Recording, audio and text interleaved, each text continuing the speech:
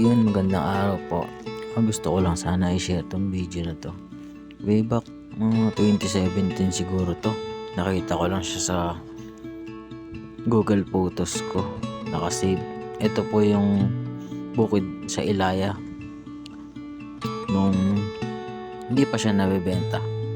Nakakamiss lang sa lupa na 'to kasi dito kami naglakihan. Although hindi man ako dito lumaki kasi sa Pampanga, dito ako lagi nagbabakasyon.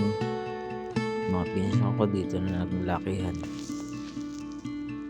Lolo ko, tumanda na at lahat. Itong lupa na to yung kanyang pinagkainga-ingatan, pinasaka. Sobrang nakakamiss lang kasi ngayon wala, may bakod na. Hindi ka na pwedeng pumasok kasi meron na nagmamay-aring iba. Yung dating